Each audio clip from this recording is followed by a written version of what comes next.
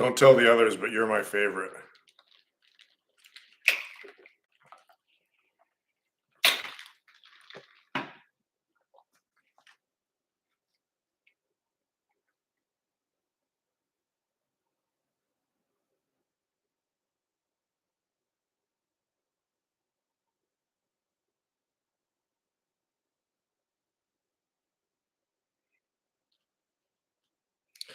Well, it's a date then.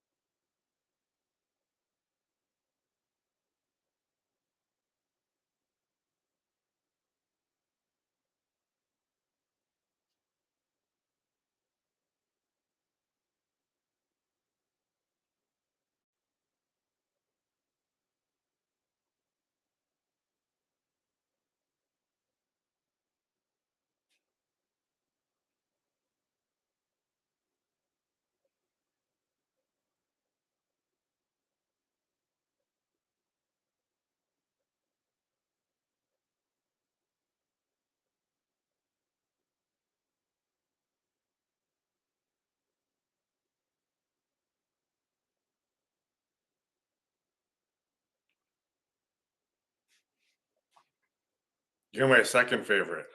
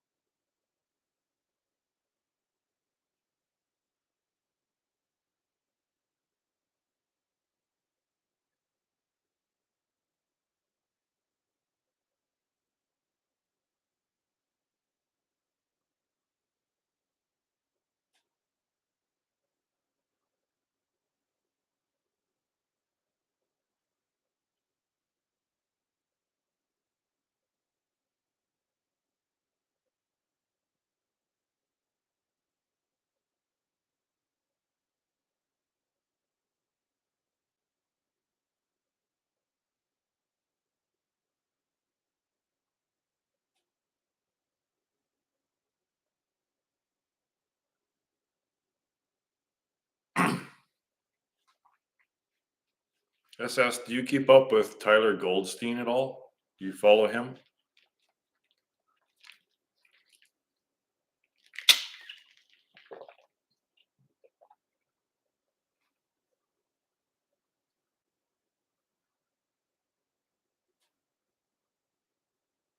Tyler Goldstein? Oh, he's one of the guys that follows the Toe channel. And anyway, he's got a model that he's working on, this sentient singularity theory. And he was doing a commentary on an interview that Chris Langan was given. And holy cow, his stuff is really, what he says is very, very, very, very similar as well. But again, just like Chris, he's missing the stillness. He just doesn't understand the thought free state. And because they don't have that, I don't believe they have that perspective, their theories will never be complete because they're missing that perspective.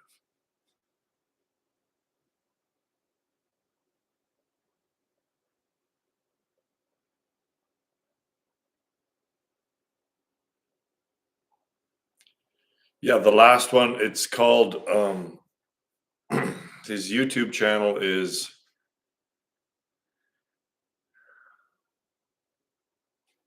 A Theory of Everyone. That's what it is. Theory of Everyone. Tyler Goldstein.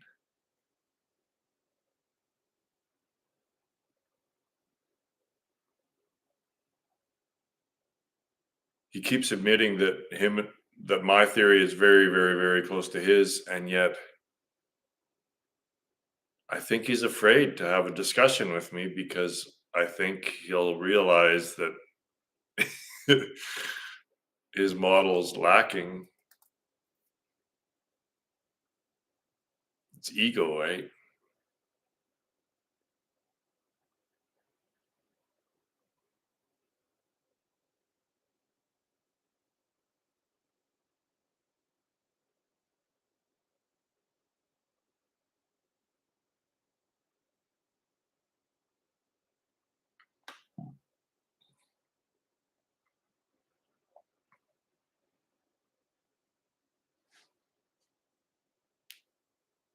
Yeah, yeah. He's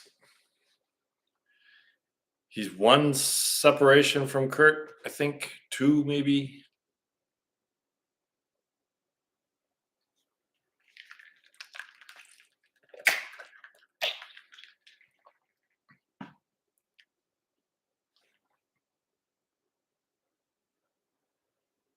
Oh yeah,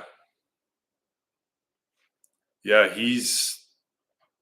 He gets it. Like he understands that we're at the very end, and he's one of the few teachers that keep talking about the end. Like, well, of course. Like, how could you not talk about the extinction of the freaking species?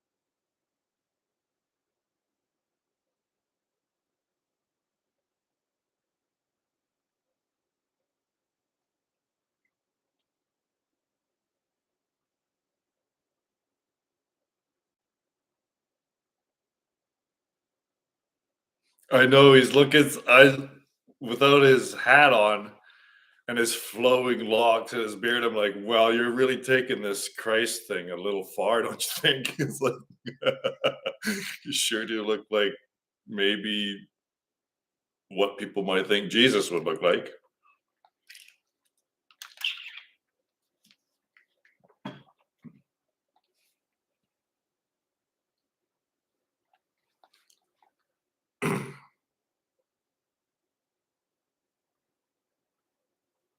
I guess with the ego, you can't kill it.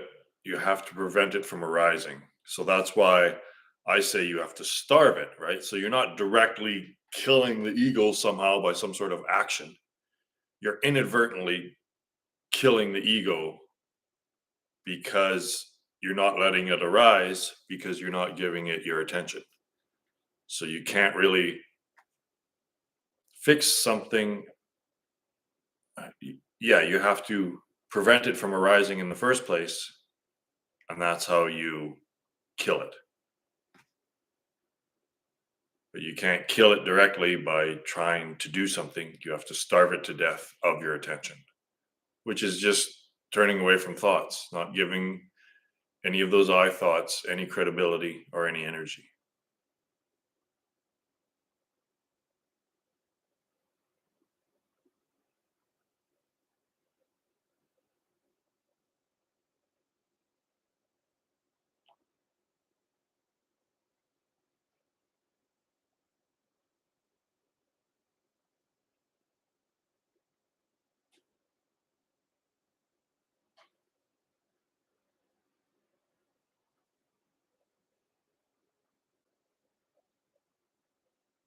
Listening to more of Langan, um, yeah, he's so close, right? Like I agree with everything. He just doesn't take it the next level. That the next logical conclusion is that you are God. Like that's just the next logical step that completes everything. But it's so hard for people to go there because they still are identifying self with the body. They're not taking that one step back in perception, right? That there isn't a body here that we are sensing. The senses are projecting the body. That's a huge distinction.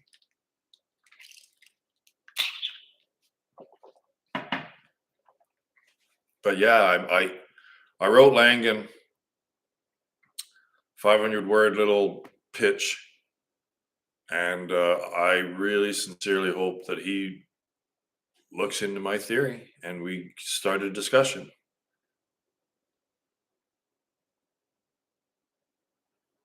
Yeah, it's just I know, and it's the same with this Tyler guy. It's like, man, if you could just I know it's difficult, but you got to start meditating, man, in order to see what I'm seeing. And what I'm seeing is pretty fucking cool. Then you've just got to do the work. You've just got to shift your method, your mode of inquiry into something else now because thought has taken it as far as it can go. You've taken it as far as it can go.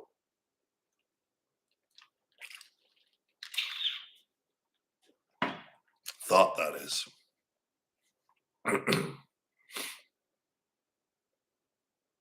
But again, this is what makes it so difficult is because those thoughts are lumped in with identity, right? If you believe that you are your thoughts, if you take yourself to be the thoughts, then getting rid of those thoughts is a terrifying ordeal.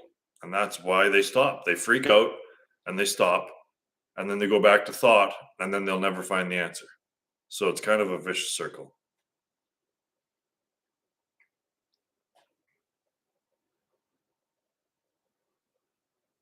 Oh, that's exactly it, right? Like especially like and then if you take this to science, it's like, oh my God, like I've said before, what if these experiments and the building of this equipment and technology to test the theory is actually creating these particles rather than discovering them? Well, then, oh my God, obviously that's just a dog chasing. It's literally a perfect analogy of a dog chasing its tail, right? Just thinking that it's going to get there sometime, that if I only get that tail, then this fucking thing will stop. But they'll never get the tail because they are creating reality, if you will, the appearance of reality. They're creating the narrative as we go along. Yeah, if we can only find like whatever is next, right? It was the Higgs boson, and then okay, well, so what? Like, ooh, they've discovered the Higgs boson, and how has that changed anyone's life? Yeah, I know. It's just etc. etc.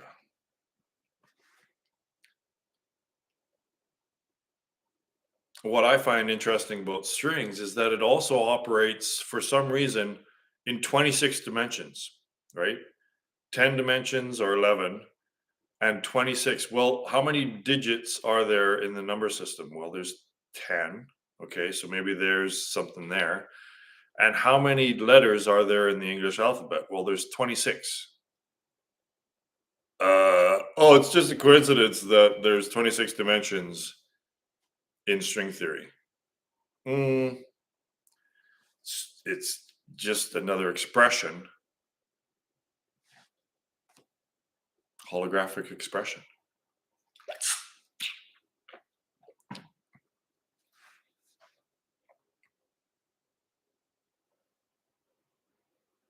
And the reason why they can't break out of it is because they know they exist while they're doing the searching, right? So that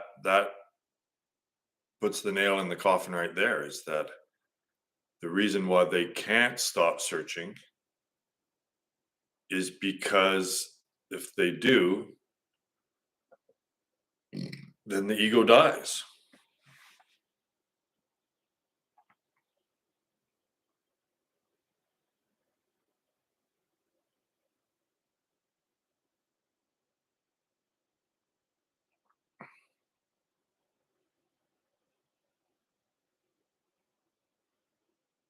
No, it's a construct.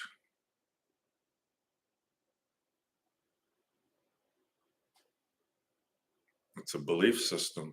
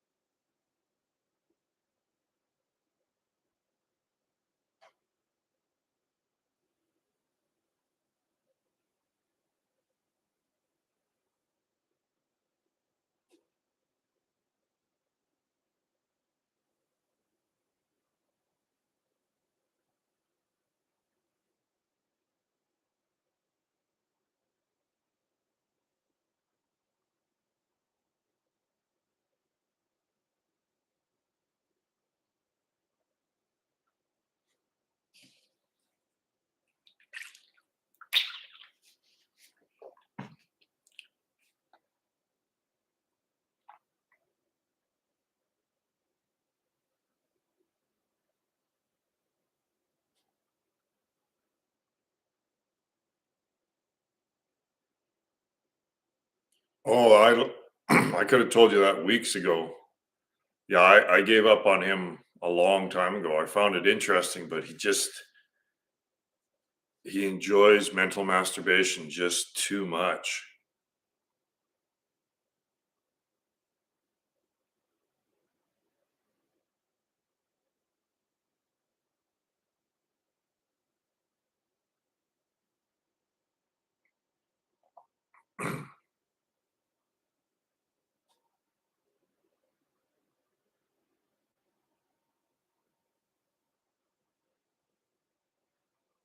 If you keep trying to bring him back to simplicity, I'm like, well, ask him like, well, how does this affect your life? Like, are you happy? Does this make you happy? Are you fulfilled? Does it lessen your suffering? Rather than just making it all a strictly, exclusively intellectual enterprise, well, like, how is it affecting your life? A truth that doesn't affect your life or change things for the better is irrelevant, isn't it?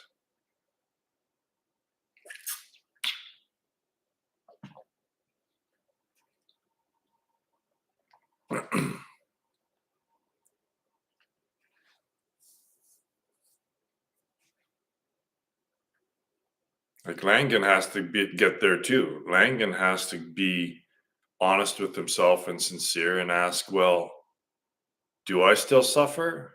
Do I feel the presence of God everywhere I go? Because that's what my theory says, is that God is omnipresent, and you can have a direct, very close relationship with God. Then, well, okay, tell me what God is like then, because I can tell you that I have an experience of God every day, but can Chris tell me the same?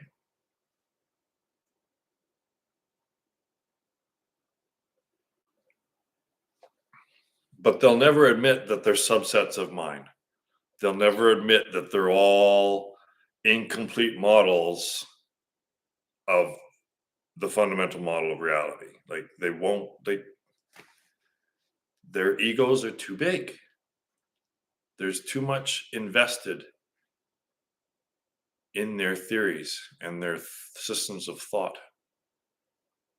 I can't see them just going, "Oh yeah, well ours is incomplete, but this Roy's fundamental model is the one."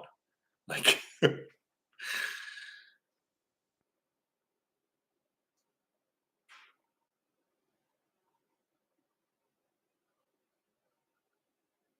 and I can't say anything else other than mine is the one.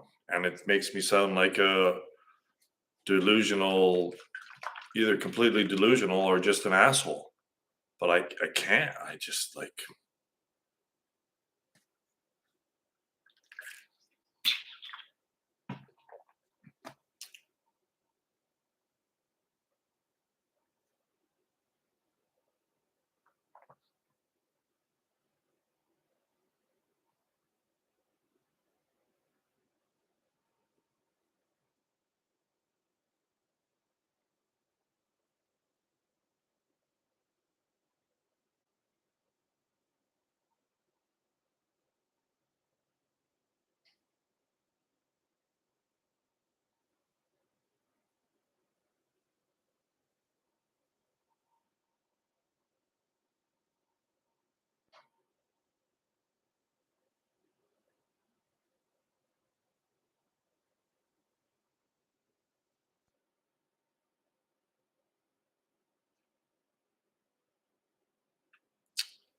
nah,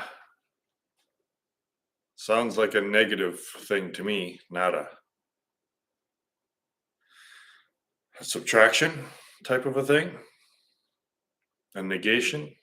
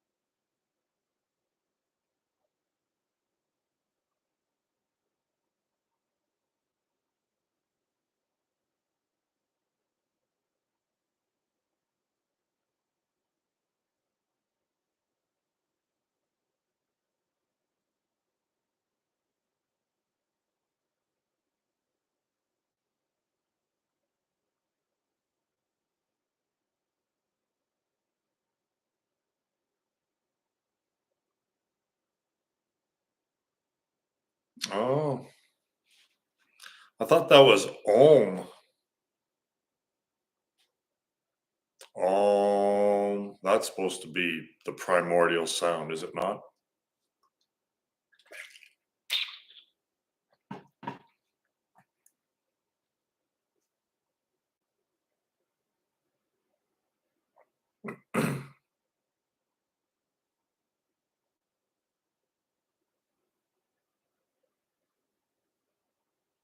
Mm,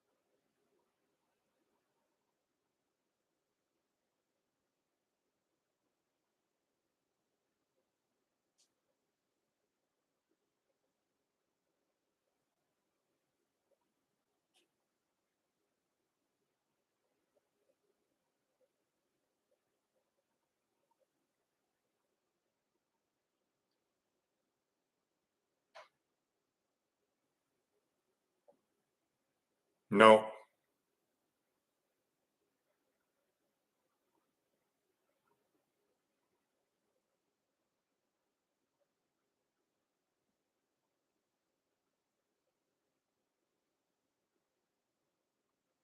it's the best way to describe it is that the sensations are in the periphery. I don't know how else to explain it. It's like the background noise, the din of a room or something.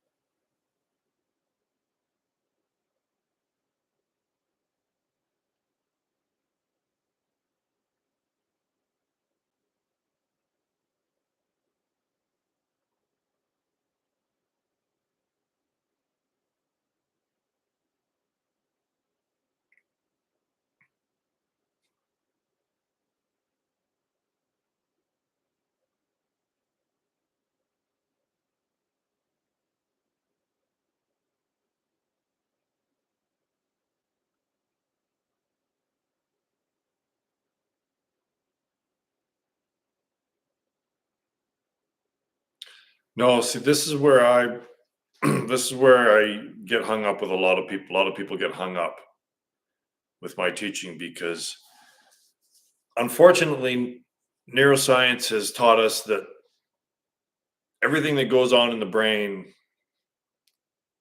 hmm, that everything is just electricity flashing on and off in the brain. But there's a distinction of where the source of that flashing is coming from, right? So to me, thoughts are just the voice in your head. That's all thoughts are. And that, yes, you could say that all of the senses get transformed into electrical impulses in the brain, and thoughts are also electrical impulses in the brain. So therefore, they're all thoughts. Uh, I guess, but I don't. We There has to be no ambiguity, right? If you're questioning the model itself, then what the model is pointing to, it breaks down, right? So to me, the distinction is the voice in your head is thoughts. That's it. So the perception of sound is a sense, an exterior sense.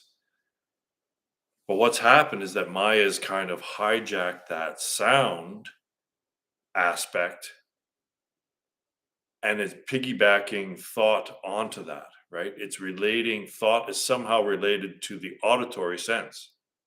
Somehow. It's weird, isn't it?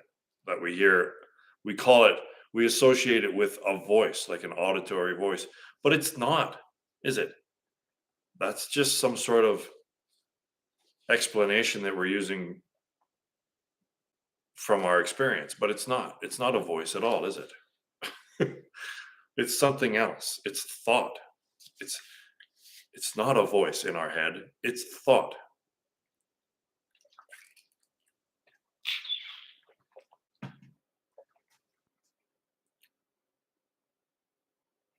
So five senses, physical world,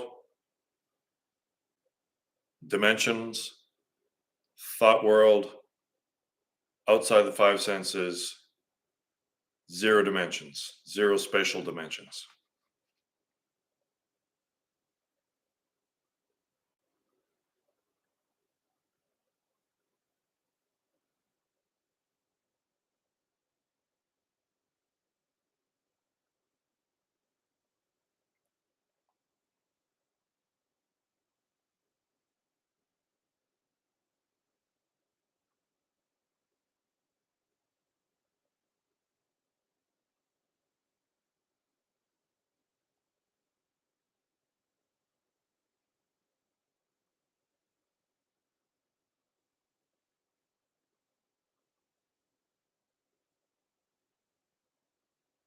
Yeah, that's the whole point. Like when I was investigating what things are, things they say go to objects, right? A thing is an object. And then when you look at the definition of an object, it's a thing.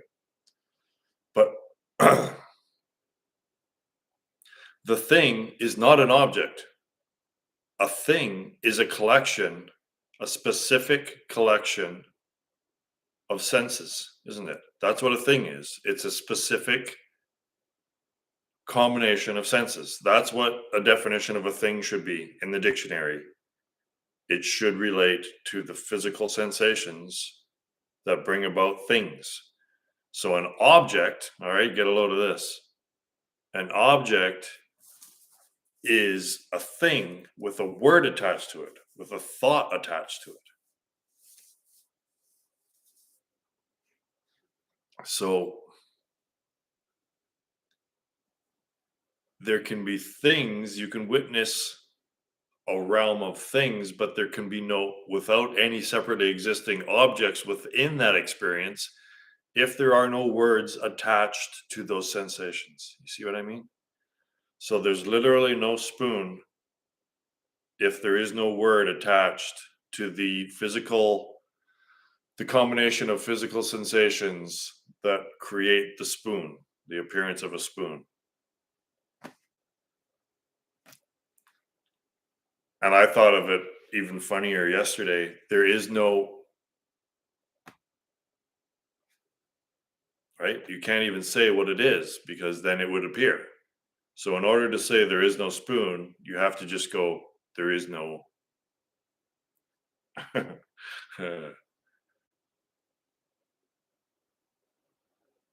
Well, that's it. Like people don't even recognize it's so built in, right? You just you just assume that that's a tree, but the connection between that's the auditory words coming out, the movement of the air, and that object over there, that thing, is made up. It's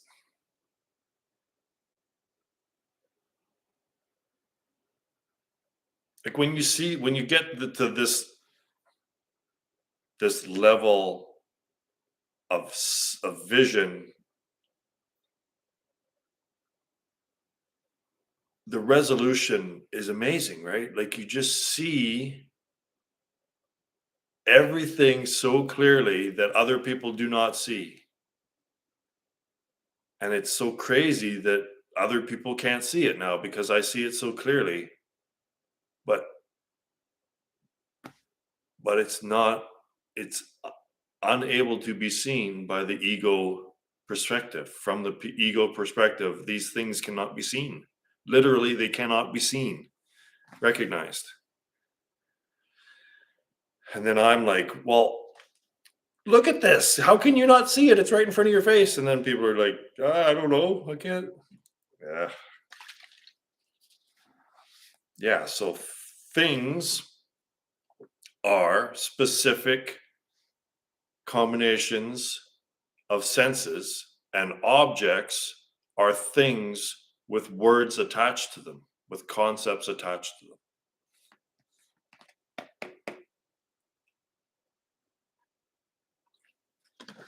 So objects are not fundamental, right? Individually existing objects are a manufacturing.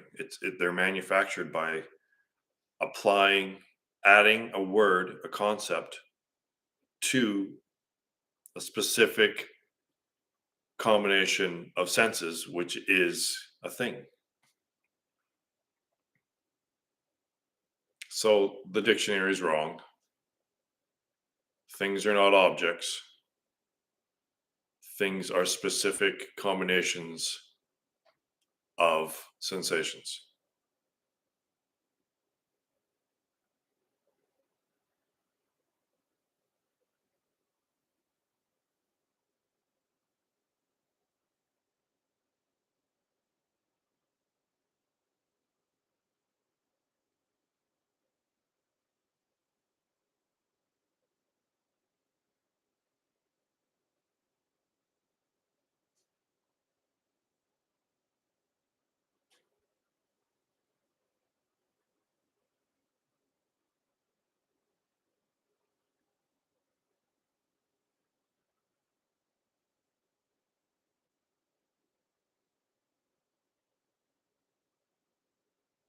Elaborate.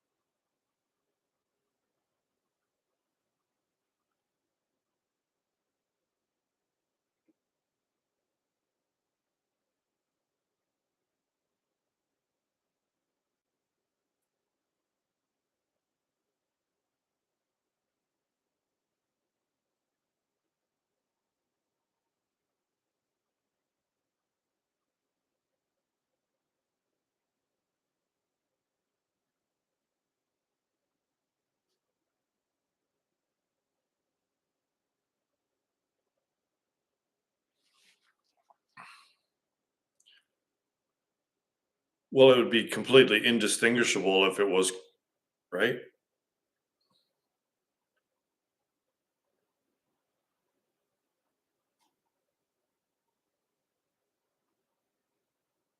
Well, this is what it does, though. It always just changes the definitions if something's blatant, but if something's subtle, there's a subtle difference.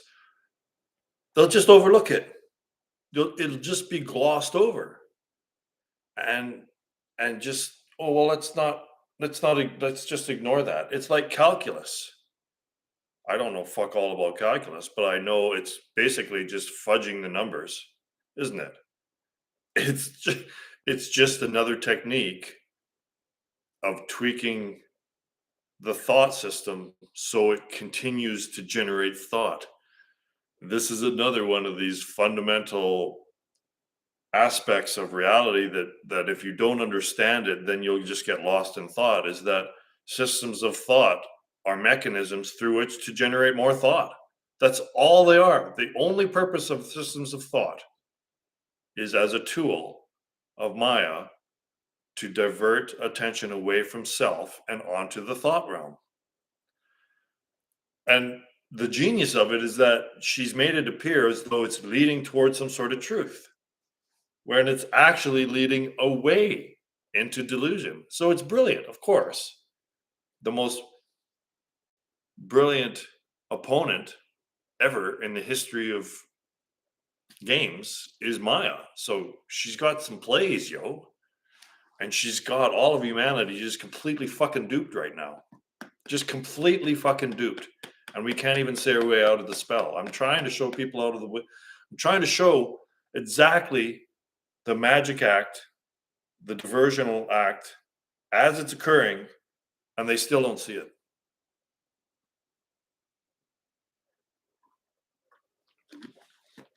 And honestly, they don't really want to see it because they enjoy the magic. They enjoy being fooled. They enjoy the surprises. They enjoy the act.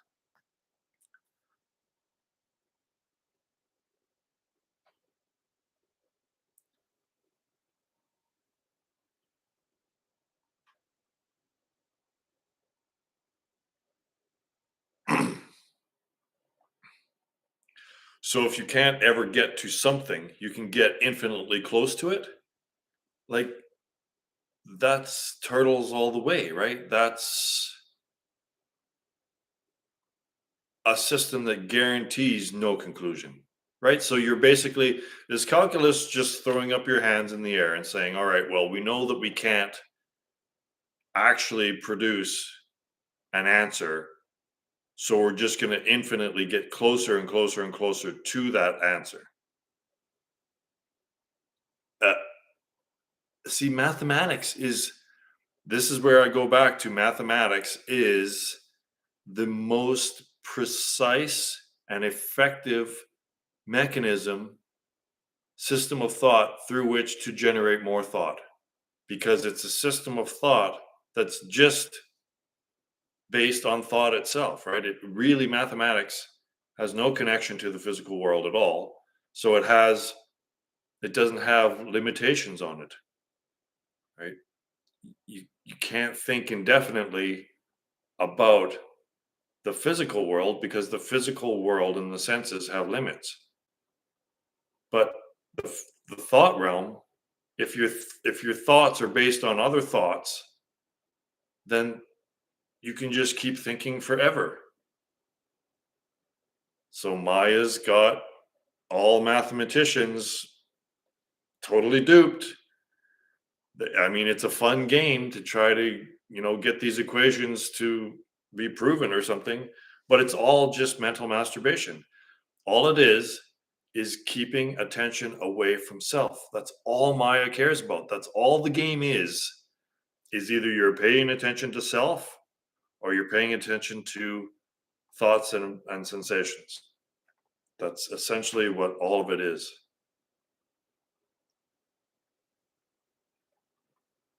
If you say that you're getting infinitely close to something, well, that's the same as saying that you're infinitely away from it as well, isn't it? To say that you're approaching something, let's say it's a truth or a final answer, to infinite degrees of closeness, well, on the other side of that, that's an infinite degree of being separate from it. All parts of math are disjoint from reality. That's what I'm saying. All it, it's it the 1 to 9 where we're being brainwashed that counting and addition is what it is. That's the only part from 1 to 9 where mathematics is connected to the physical world.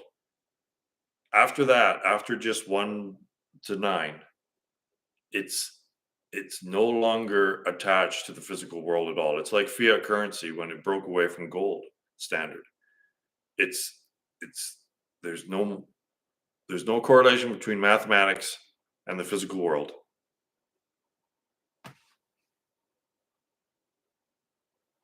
It just looks like there is because it's the same system used to generate both. It's the same system used to generate all the sensations and all the physical world as it is to generate all the thoughts and the mental world. So they're in two parallel systems. So it looks like they're causal and they have a relationship, but they're not. Yeah, for sure. Some are obviously completely abstract, right? But how did they get there? How did they get from being correlated to being completely abstract? Well, uh, maybe it was completely abstract from the get go.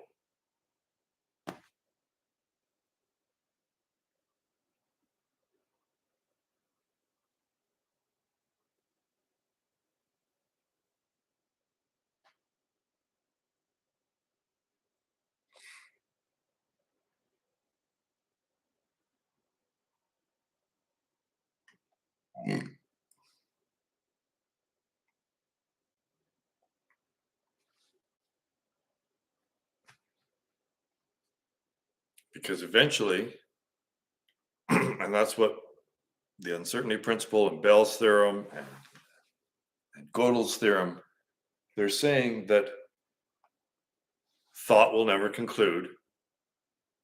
And the only way to conclude it is by you concluding it.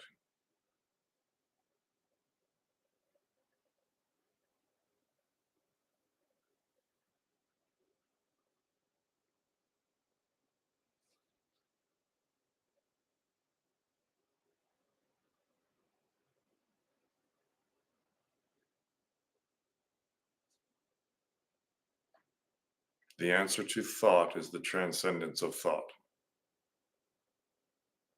And that doesn't come from a thought.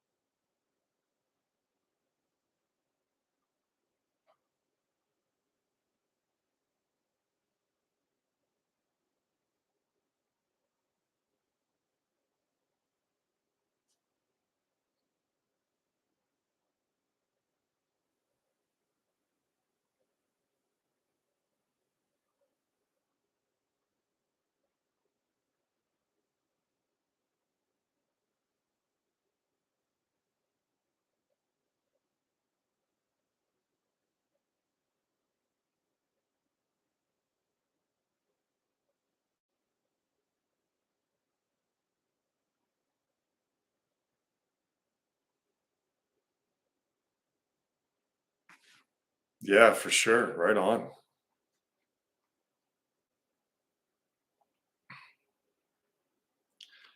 I can tell that you're going to be as mathematically rigorous as possible. So, oh, that's great, man. If you can make these guys, if you can make that transition a little clearer for these guys, that would be great.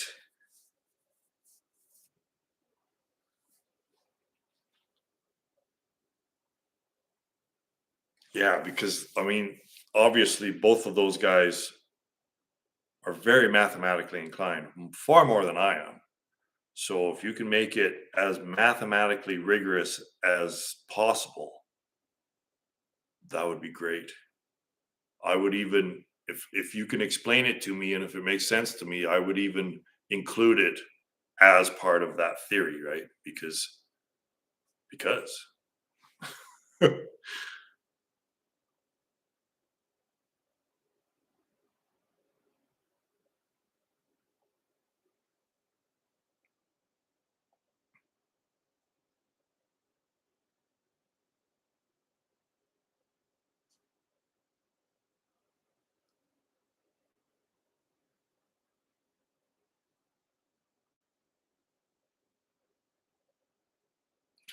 but to me, everything in a mathematical equation like this has to represent an experience. If it can't be experienced,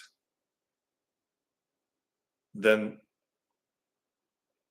it's irrelevant, I believe. So if there's ever every single symbol in that equation needs to fit with experience, I guess. It can't be completely abstract. It can't be just a thought based on another thought or just floating around. I don't know.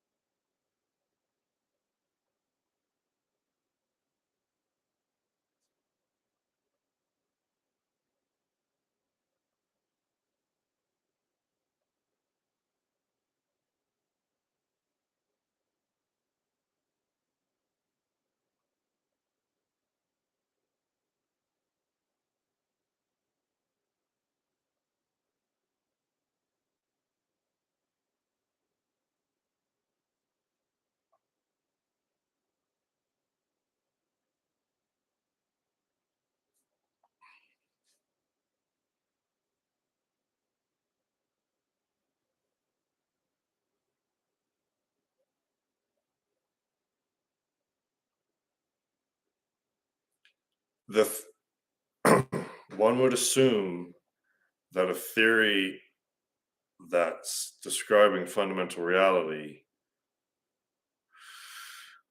like if you're claiming to understand the true nature of reality and God, then you would expect your life to be dramatically different than the average Joe that is not claiming any of this, right? You'd think that if you understand God and reality this closely, that you would have an intimate relationship with God. If you believe that there's a God and you know God so closely, then you got to be honest and like, well, do I experience God? Like, is my life any different than anyone else's? It has to be. You would assume that your life would be dramatically changed upon realizing or understanding the true nature of reality. And if it isn't dramatically different, if your suffering is almost at zero, if your suffering isn't almost completely gone, and your happiness levels are through the roof, and you're content, like all the good things in life aren't manifesting, then your model is not right. It's just not. That's the proving ground, is your own existence, your own life. What's the point? What is the relevancy of a truth that doesn't change your life? It's irrelevant. If it develops more technology, well, how does that make your life happier?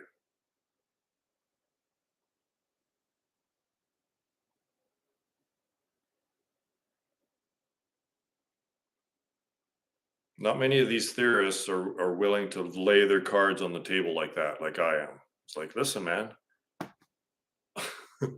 I can be honest and say that this theory has changed my life 180 degrees.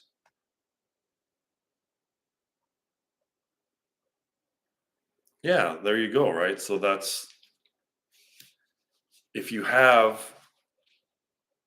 if your life experience backs up your theory, then you have authority to speak of it. This is why I speak with so much authority, is because I'm just describing my life. I'm not remembering something that I've learned. I'm just describing my life and my direct experience. Hey, Blinky's here.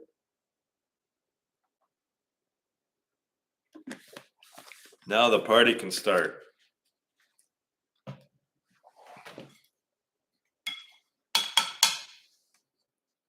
I'll get a new incense going to mark the occasion.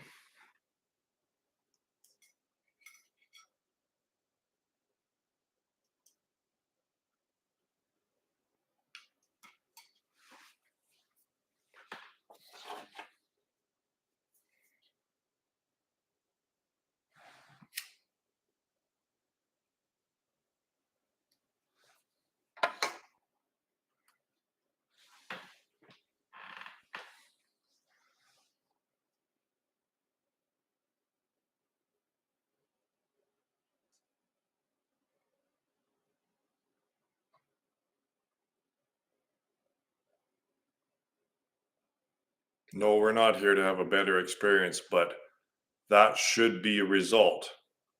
As you're exiting the dream should become better the more awake you become.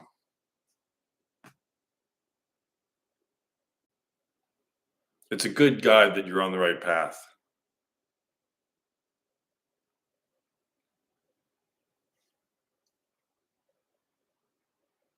Less suffering. That's all. Less confusion, less suffering, more happiness, more contentment.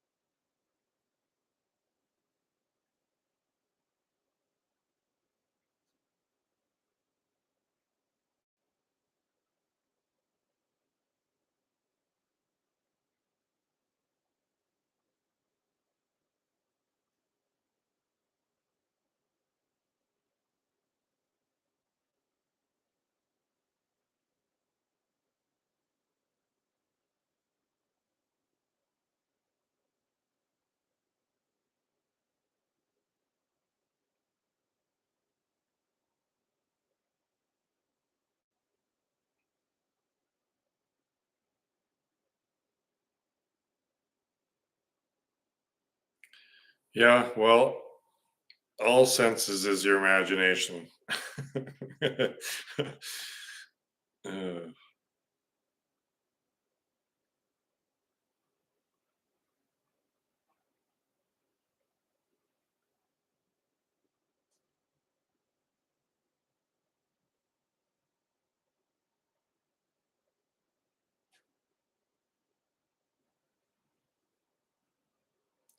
the senses the senses arise and we use our imagination to have objects and experiences occur from those. So again, there isn't something there that we're sensing. The senses is projecting the something that's there. The senses are first, they're primary, and then the appearance that the sensations are projecting are secondary.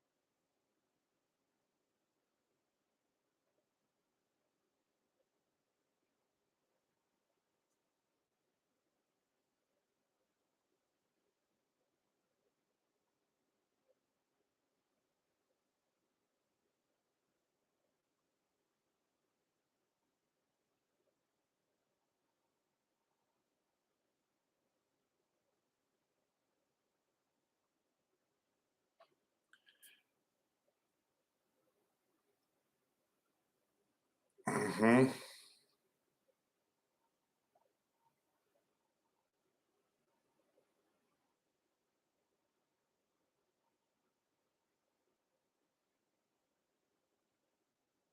Just try to shift awareness away from the auditory sense completely. That's it. Just make it move to the peripheral, just like all the other senses. So, like when I say that I'm sitting here in this state, aware of self more than aware of the sensations,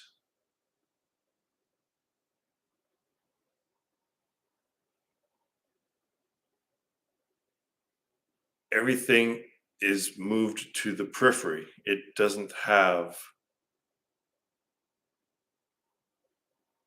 it's barely even recognized. So, yeah, if you can shift attention somehow onto self, onto the silence of the thoughts, right?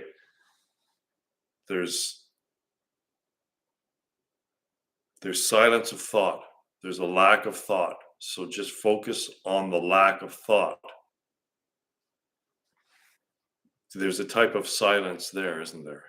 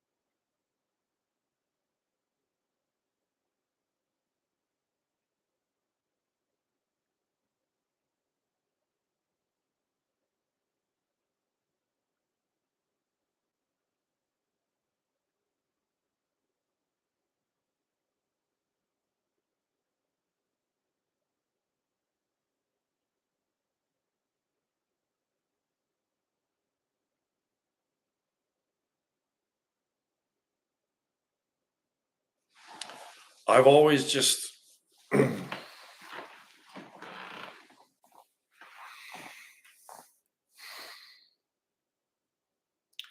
it's kind of like the silence between thoughts is its own phenomenon. And then you just focus on that phenomenon. The lack, you're kind of focusing on the lack of thoughts.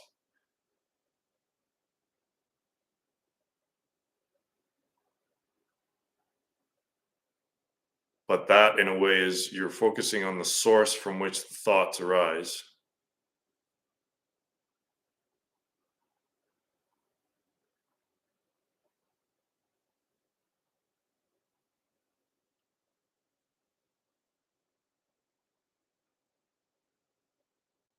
So yeah, the thing is that there is a phenomenon, a something there, an awareness that one is actually actively focused on.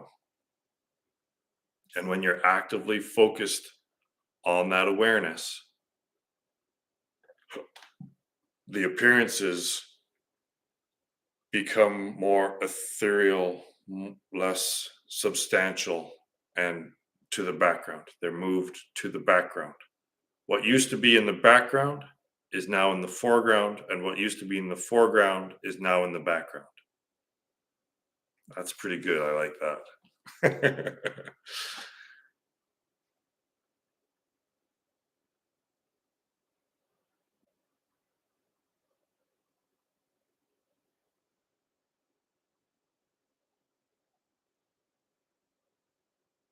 Absolutely.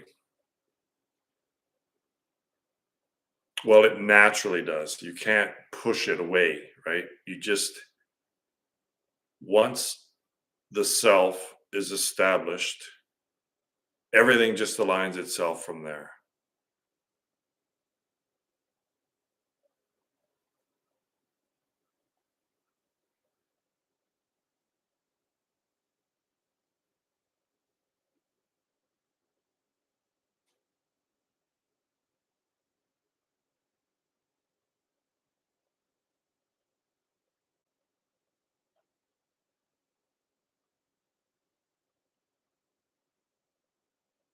And no amount of teaching or some sort of one Zen koan one is going to get you there. It's just practice, practice, practice, practice, practice, practice, unending, always constant, coming back to the stillness, to the awareness, to that which is having the sensations, not the sensation.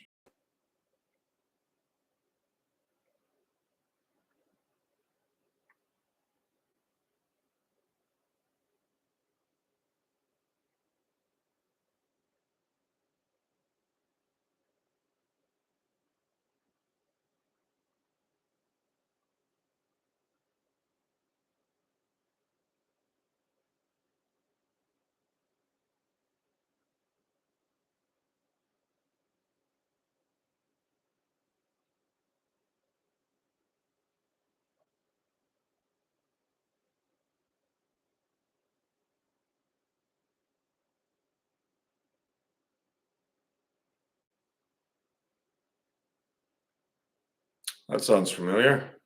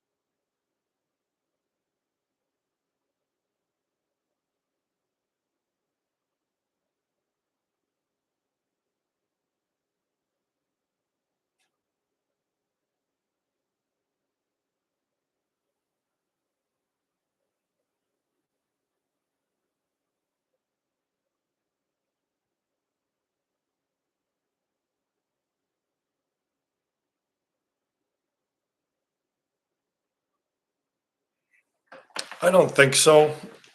I think it's okay to have that desire. There can be one desire, I think, and that's the desire for liberation, to find self.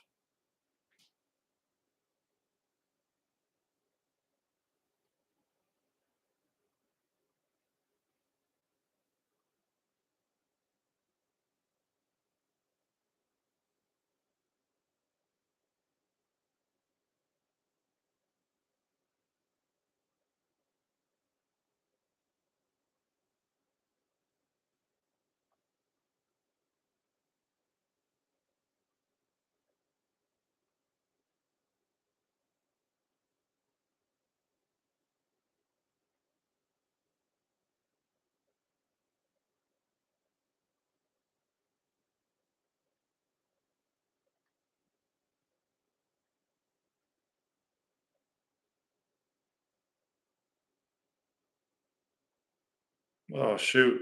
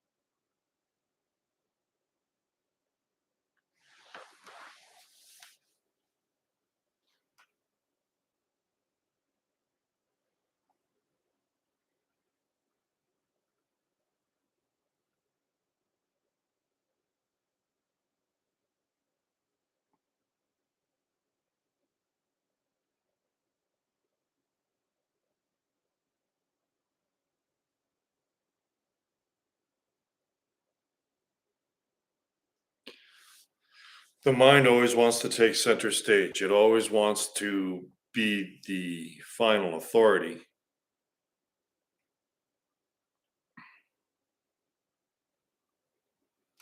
Child jumping up and down, look at me, kind of a thing.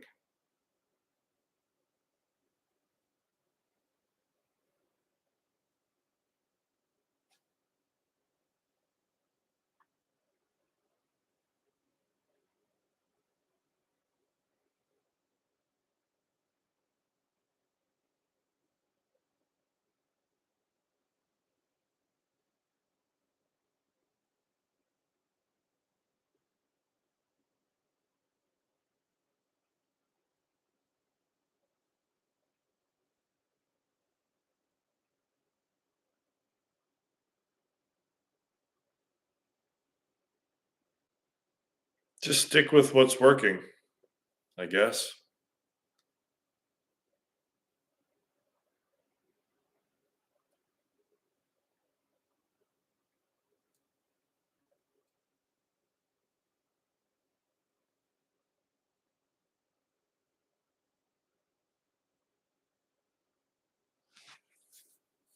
See, but again, it's such a trap, right? Because that's all just mind as well, right? So a thought comes in and says, well, maybe I could do this faster, or maybe there's something not correct in my practice. And what would the practice be? Well, is to totally just disregard all of that nonsense. Right? So the practice is always, no matter what thought comes up about the practice, is to drop that as well. Thought has no business being in the practice or talking about the practice. Fuck off. You're not allowed in here.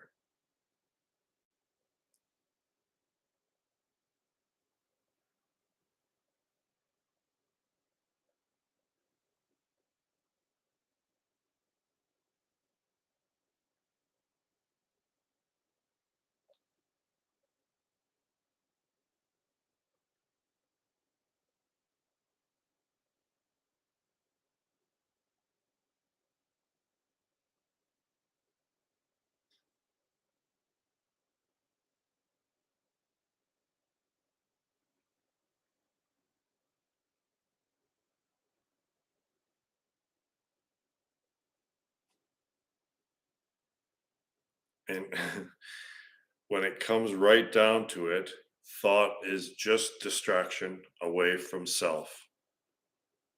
And the way it works is the more important these thoughts, one thought is over the other, well, then that will take precedence. And all of a sudden, that thought is more prevalent. So the important thoughts need to be dropped more than the less important thoughts. You see what I mean? There isn't really any hierarchy of thought. It's all distraction. So there isn't one thought that's more important than the other. Reading Dr. Seuss is basically as important or substantial as reading, I don't know, some sort of mathematical proof or some philosophy. Because in the end, fundamentally, it's just Maya distracting attention away from self. You could be thinking green eggs and ham, or you could be thinking something by Nietzsche, and it's fundamentally equivalent at that moment because it's distracting you from self.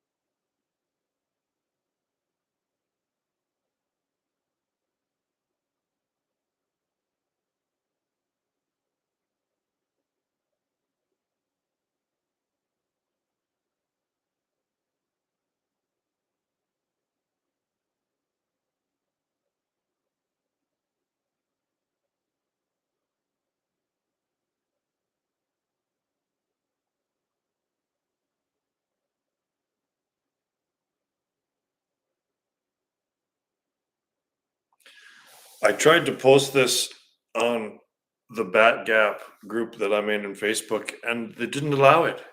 And the statement was, what I look forward to the most in this life is death. What I look most forward to in life is death. So yeah, I concur. That's it's not a bad thing to want to be free of this illusion. It's just that suicide ain't gonna work, that's all.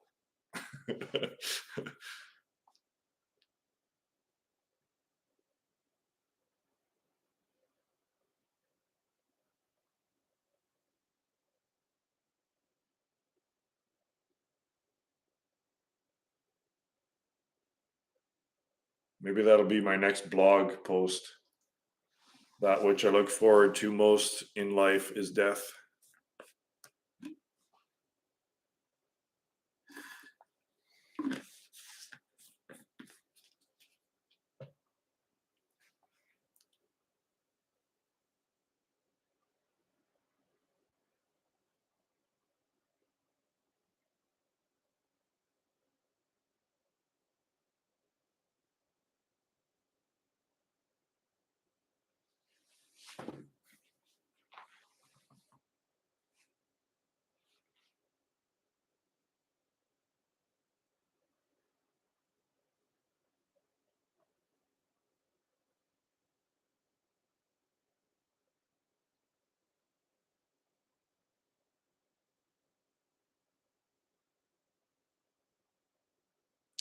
Whatever works.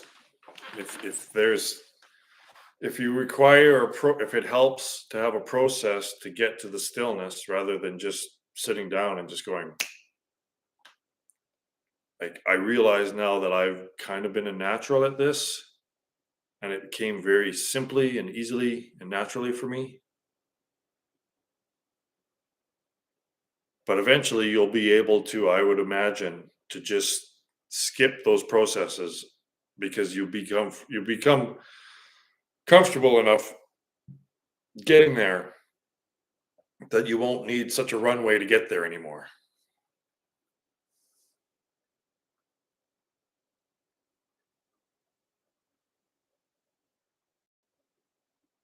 Just don't be adding more stuff.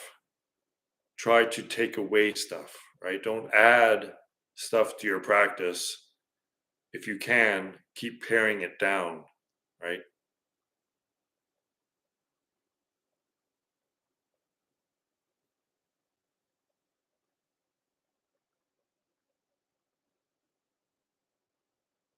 Yeah, you have to be honest with where you are.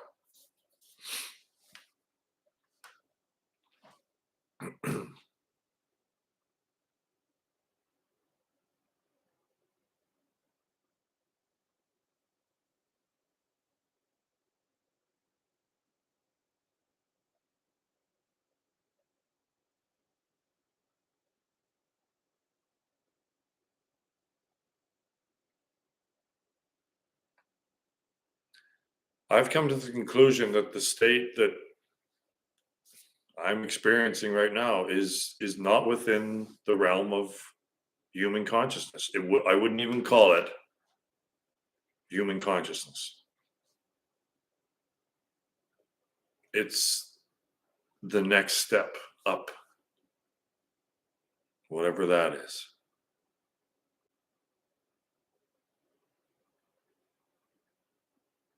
Yeah, that's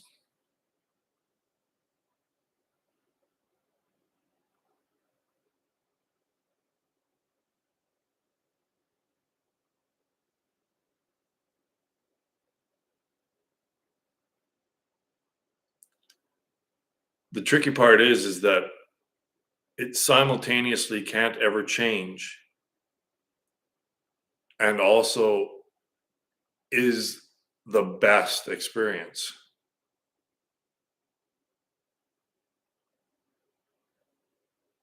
but it always has to be the same.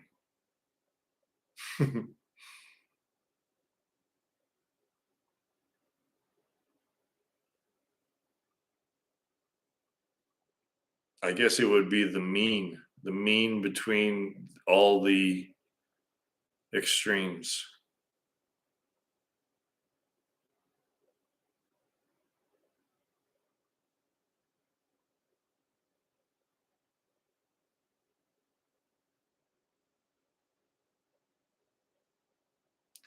Well, I was an only child for most of my life.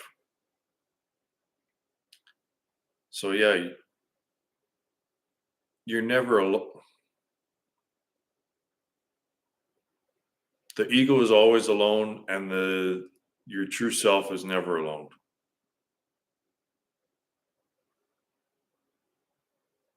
Singular is different than being alone.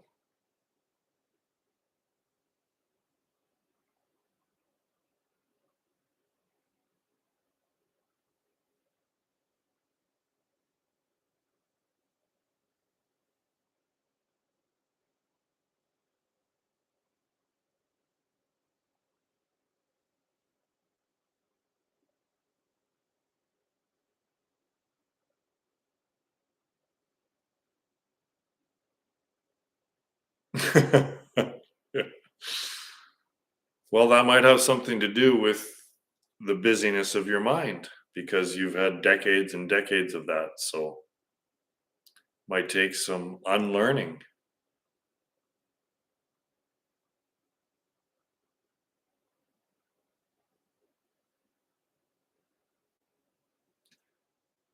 And that kind of busyness is what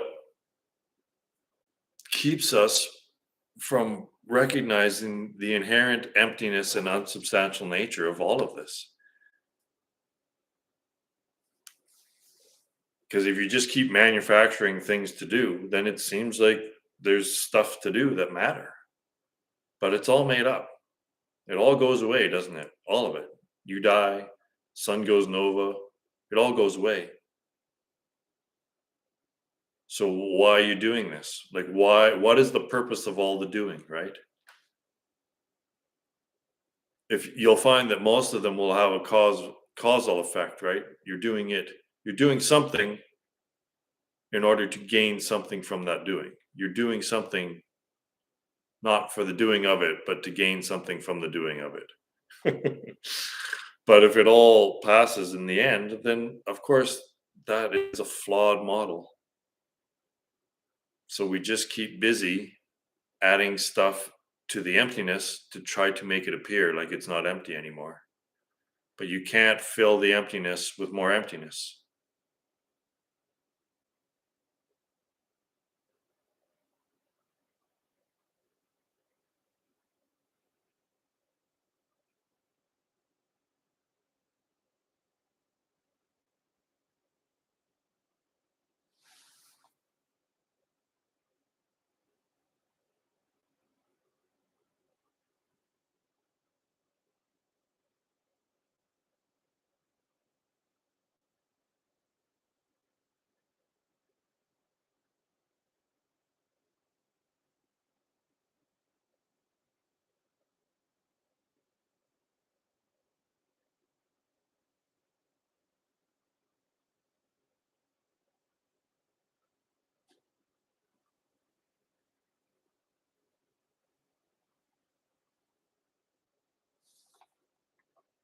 Well, that's a good thing to realize at 27.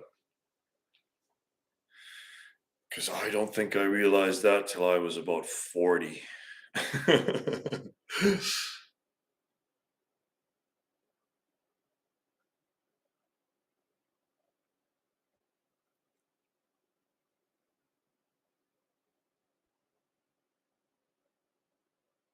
Like all of the explicit evidence shows the unsubstantial nature of this realm. And yet we overlook it and we just keep doubling down, trying to make it more real.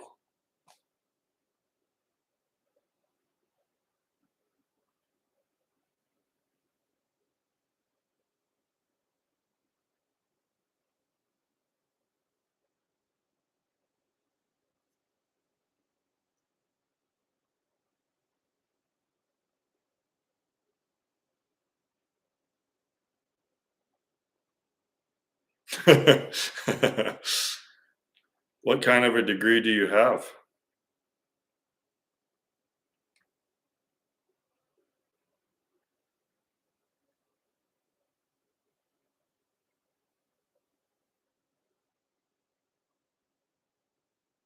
Hmm. Like, I is that a master's or like I don't even know. It's bachelor's, master's, and then PhD, right? Is that how it goes?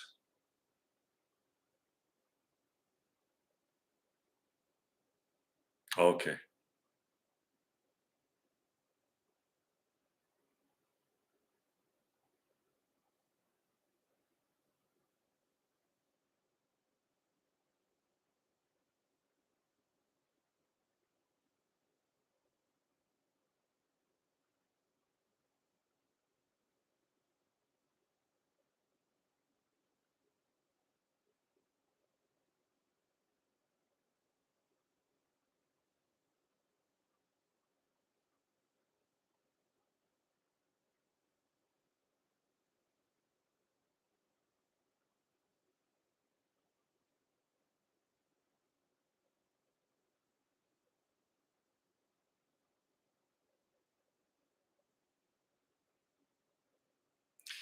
Isn't science the endeavor of looking for questions rather than answers? Because the scientific method begins with observation. It the source of it is observation, and then a question comes out of that, right? Like that's the actual scientific method, is that it's observation, then question. So science is actually a search for questions, not answers,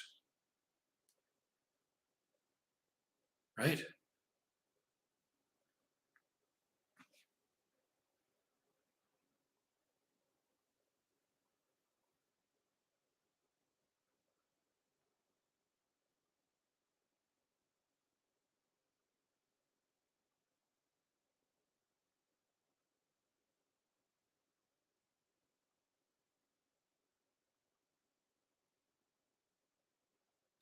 Yeah, but where does the hypothesis come from? There's a search for the original hypothesis, isn't there? Like the original hypothesis is created. Like you have to search for a question, do you not? So science introduces the question. That's what science is. Science is the introduction of the question, far more than it is trying to find the answer to the question.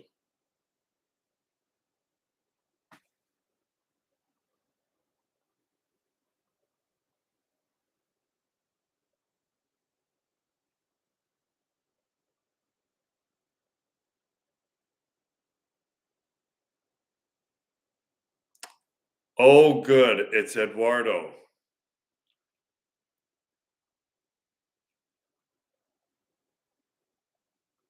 Eduardo laughs a lot. Ja, ja, ja. I think that's laughing.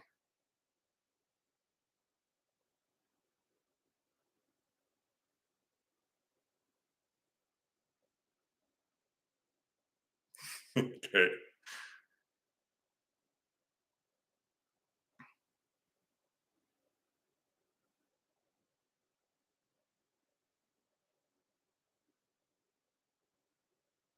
How could I get bored of being in God's presence?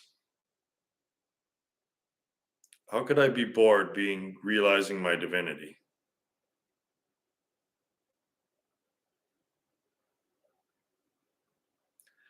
See, Eduardo, I don't think you understand this state. You say you've been in this state, but you don't.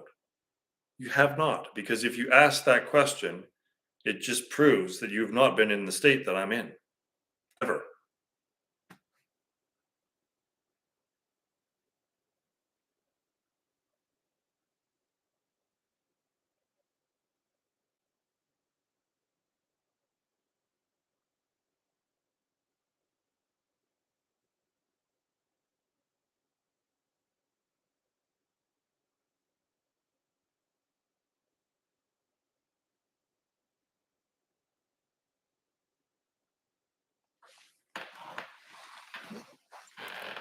What is the fundamental nature of reality?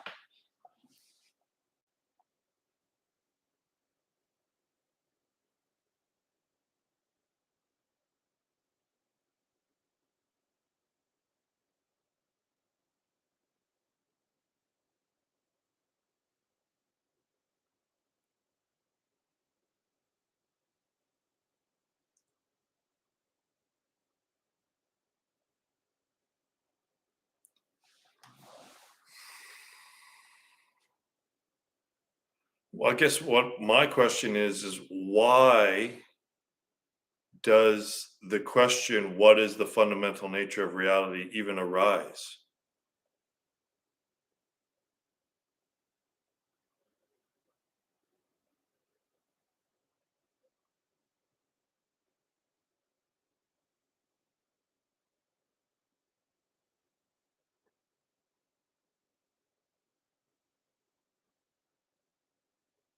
Those experiments, they're all measurements, aren't they?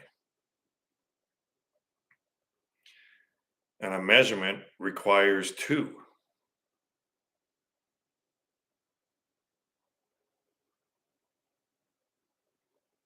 So the measurement projects the appearance of duality where there was none to begin with.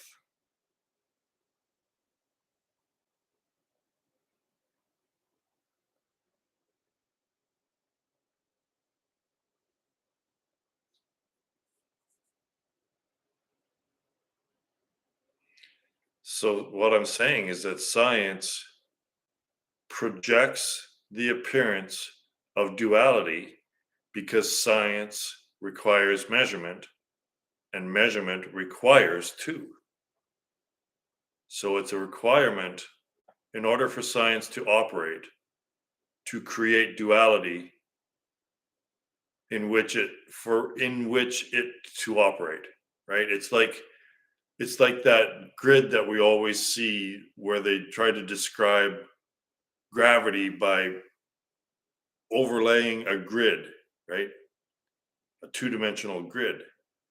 Well, there's no two-dimensional grid out here. I can't see any grid, right? So science itself is projecting the illusion of duality, and then through the process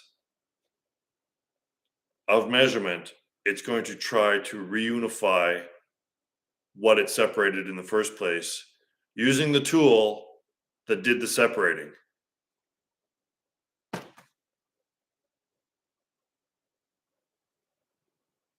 Yeah.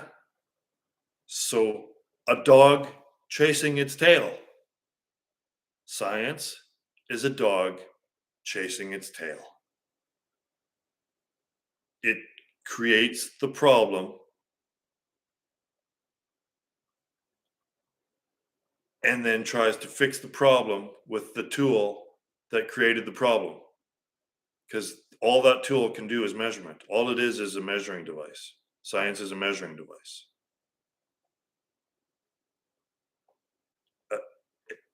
This is why there's no conclusion.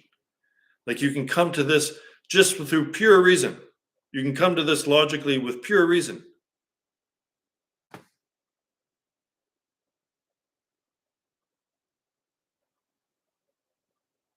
No, this is what I'm saying, Eduardo, is that fundamentally there is no duality.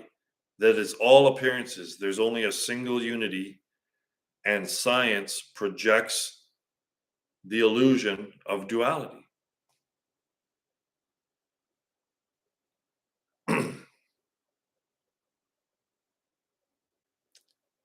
The wave function is metaphor. That's all just metaphor.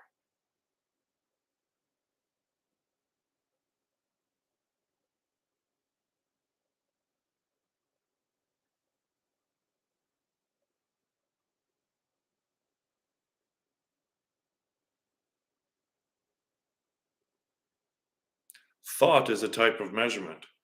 So, where are there separately existing objects in my direct experience when there are no words entering my consciousness?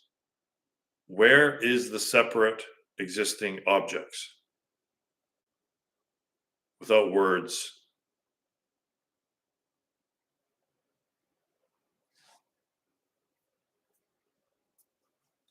No, the reality isn't a thing. I agree. You are the reality. The awareness that is experiencing the thoughts and sensations is the reality. The thoughts and sensations isn't the reality.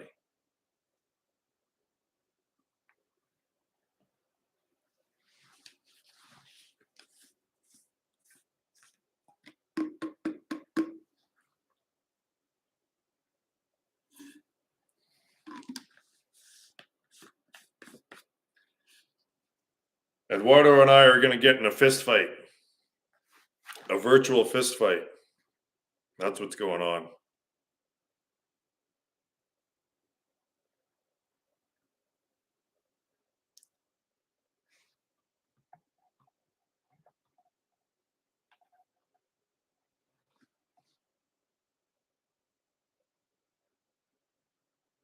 Yes, the self is non-dual, but the self is neither thought nor sensation nor a combination of the two.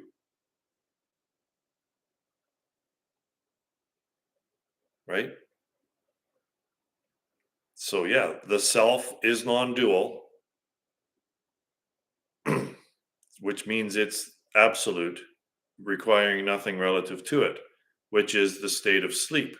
The state of sleep is awareness with no content, awareness with nothing relative to it.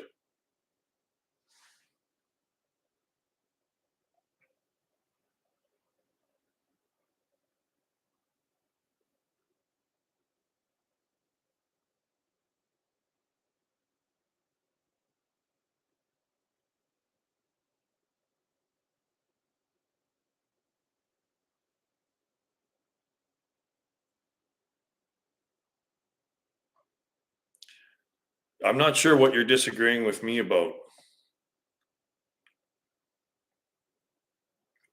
You said that the self is non-dual, and I agreed. And I also extrapolated on that, saying that the self is neither thoughts nor sensations nor a combination of the two. Whereas you're saying that self is some sort of combination of body mind. I don't know. I don't know how you can say the statement that the self is non-dual and yet say that the self is constituted of mind and body.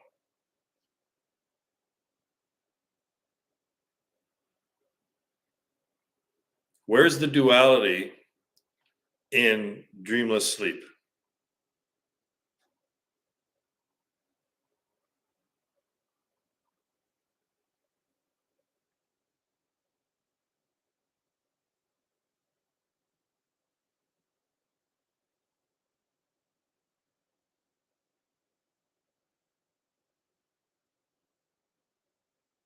That's right. It's just the experiencer, right? That's right. So you can have the experiencer without an experience. You can have awareness without content.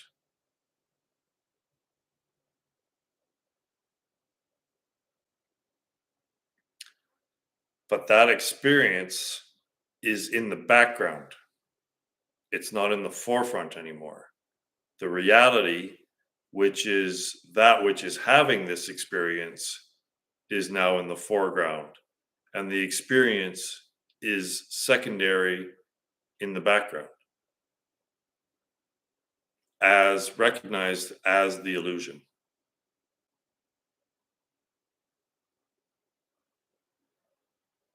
This all becomes self evident when you can get to effortless thought free awareness.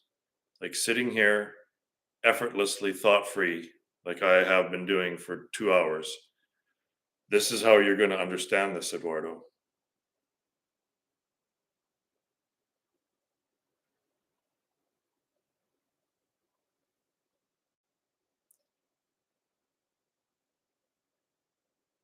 In a way, I don't experience transcendence. In a way, I am the transcendence. But as long as there's still a physical body sitting here in this relative mere realm, then there is a description of the mere realm, but that is has nothing to do with what is looking into the mirror.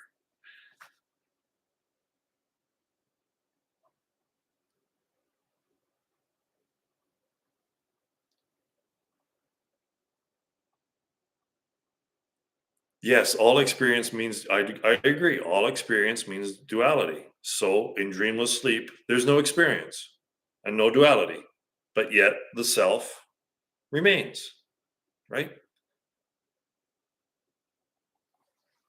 So the duality of mind and body, sensations and thoughts arise from the awareness and then subside. The arising is the waking state, the subsidence is the sleeping state. Everything that is experience is change. The experiencer never changes. There has to be a frame of reference upon which all phenomenon are focused against, and that is the self, which is It's all I can't make it any clearer, and I can't lead you there. You'll never get there via thought. So it has to be, if you're sincere in wanting to understand what I'm talking about, I don't think you do, but you have to get into the practice and you have to experience effortless thought free awareness.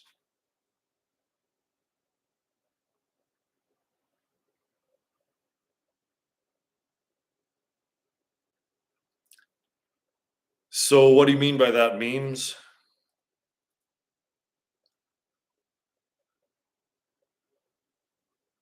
Okay, well, that's good. Then I don't know why you keep hacking on me that I'm wrong everywhere. Everywhere I go, everywhere you pop up, you're telling me I'm wrong. And yet here, it seems like we're in agreement. So I don't know what you're doing, Eduardo. So memes, like, I don't know what you mean. Did you interview Daniel and James? Uh, What do you mean by that statement? Please elaborate.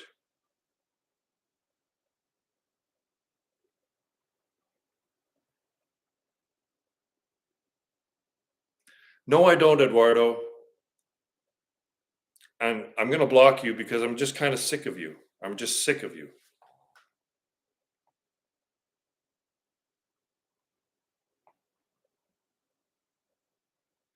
How do I do that?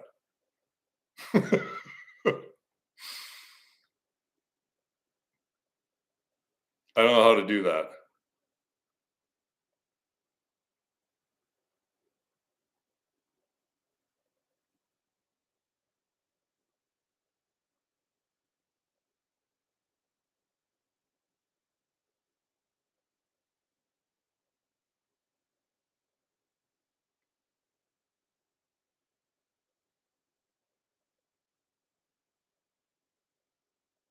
Yeah, sure, whatever. Like, do you know my stuff memes? Like, so you do interviews? Obviously.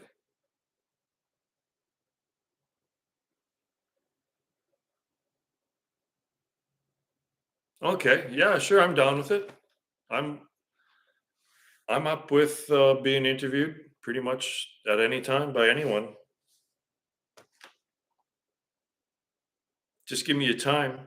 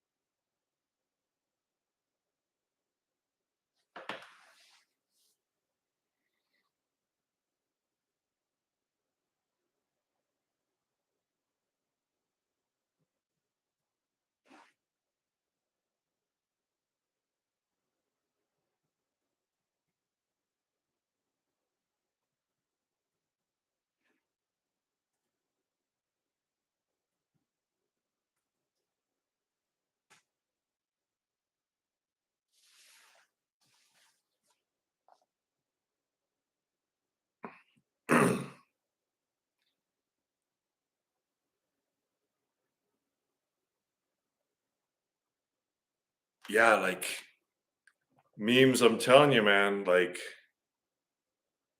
I'm serious about this, right? Like everything that I say at that website, I mean literally, right? Like so the better you understand it yourself, I think the better the interview will go. Not to try to force you to get into my stuff and like, but the more you understand what I'm getting at, the more profound this interview will be.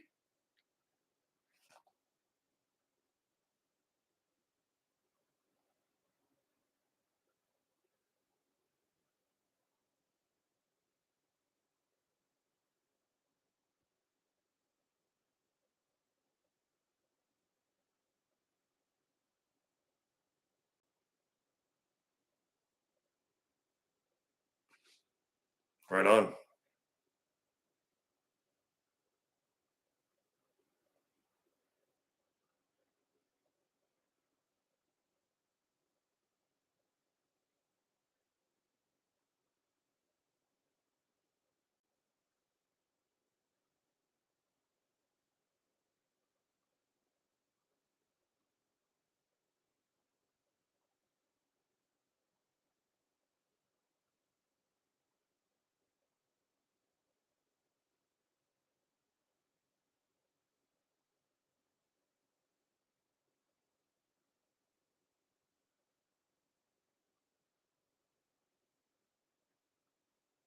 Yeah, anytime, memes. I'm retired right now, so I got lots of time.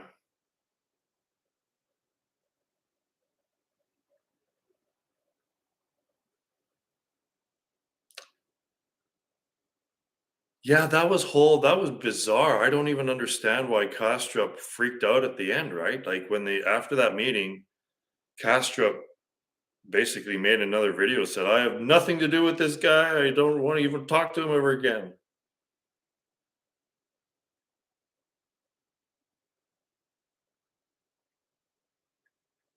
Yeah, I don't know. Like I kind of lost respect for Kastrup there. It's like, well, why did you get offended? So like who got offended there and who offended who?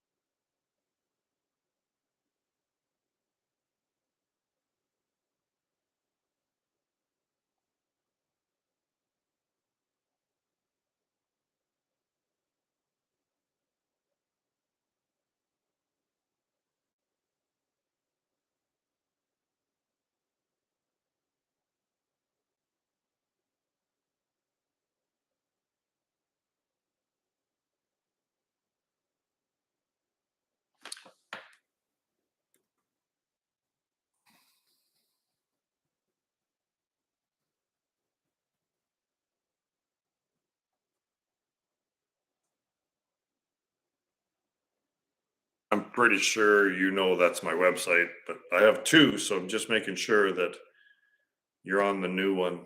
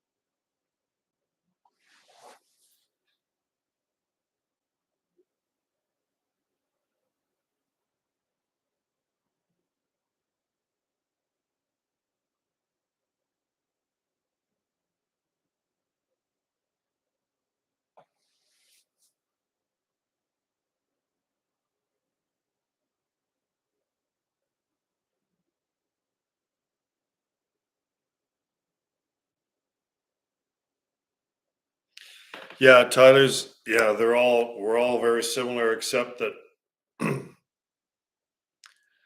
they both agree that there's a God and that God is necessary in order to describe reality, but they don't make the leap that I do that says that each individual is actually God. So you're God, I'm God, Tyler's God, Chris is God, that has forgotten such because of our attention, especially to the thought process. So, and this is why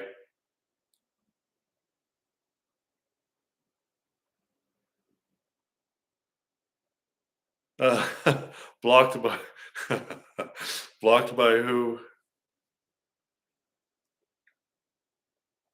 Yeah, so Lanigan and Tyler both their models, I guess, both use triune system, and they both agree that God exists, but they don't come to the conclusion that they themselves are God.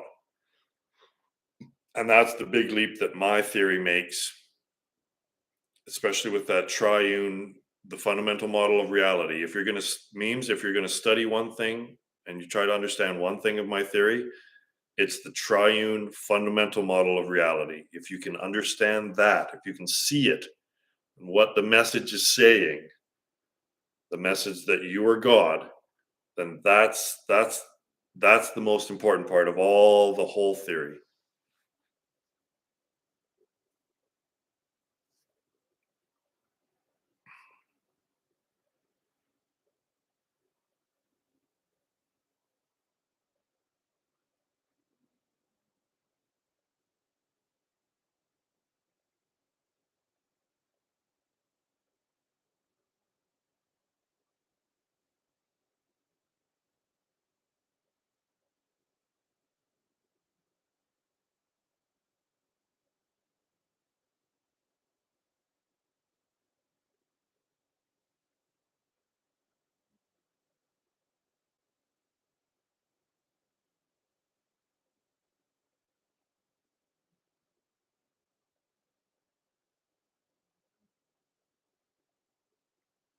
Yeah, well, my theory really puts the screws to science.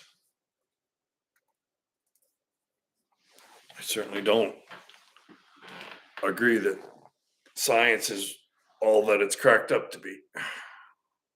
It's actually the opposite of what people think it is.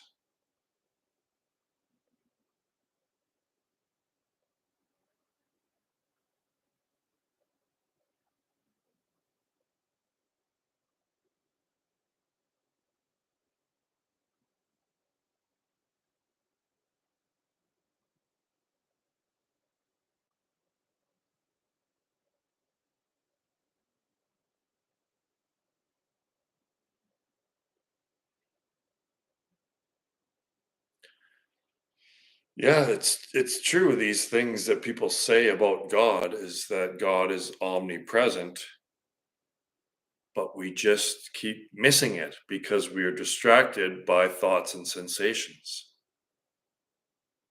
We have the entire model inverted because we take this to be the reality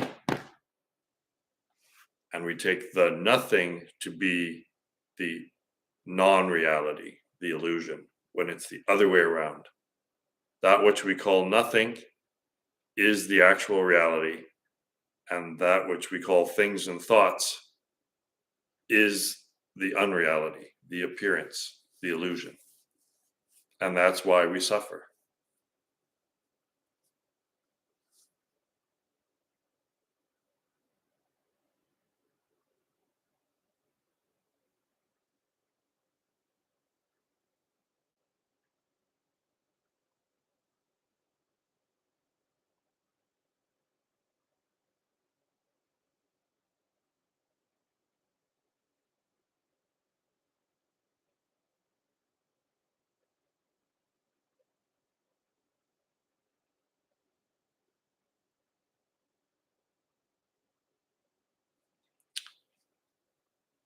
Your name here is not, but you are.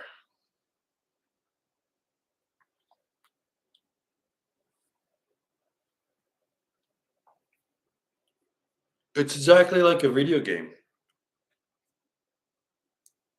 Your name here is a character in this divine video game. You just are so intrigued and involved with the character and the storyline that you've temporarily forgotten that you're God playing this video game, just like a human temporarily forgets that they're in the three-dimensional realm while they're so intrigued with a video game. It's the exact same thing going on. It's fractal, right?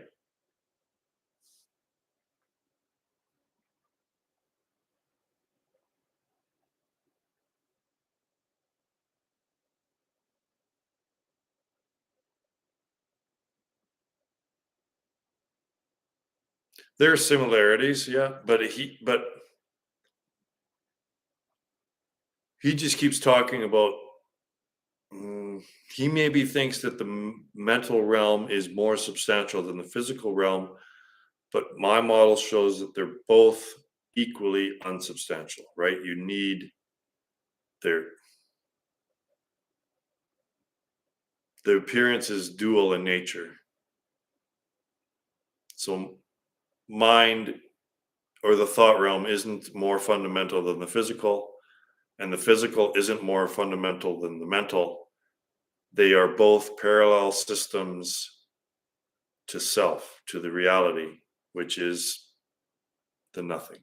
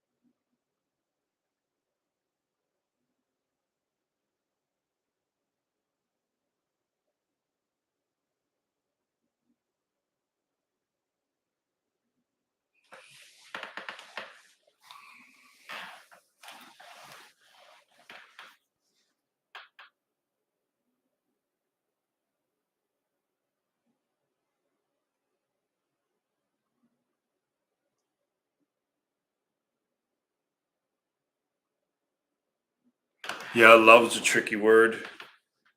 I don't use it because it's got such a strong emotional connotation to it. But if love is perfect acceptance with no judgment, then I'll go along with that.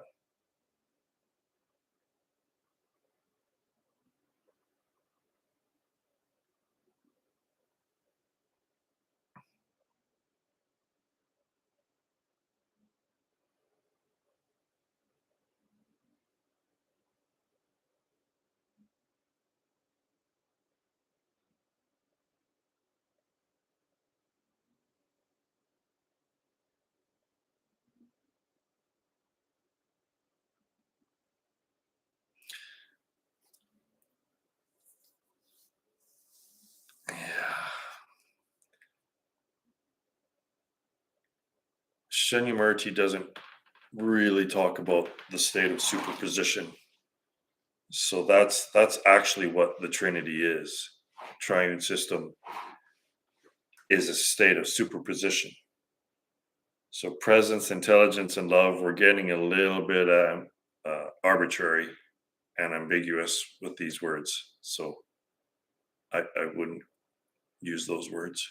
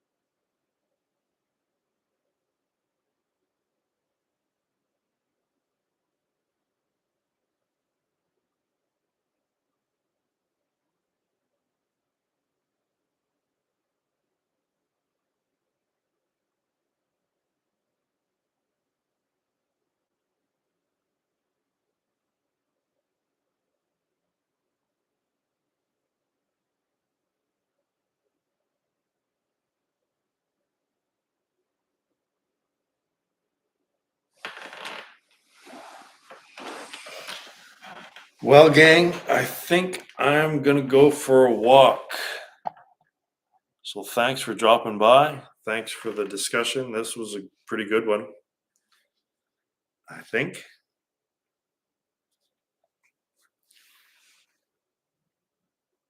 I may just do this again tomorrow. All right, stay on the path, team. Go team.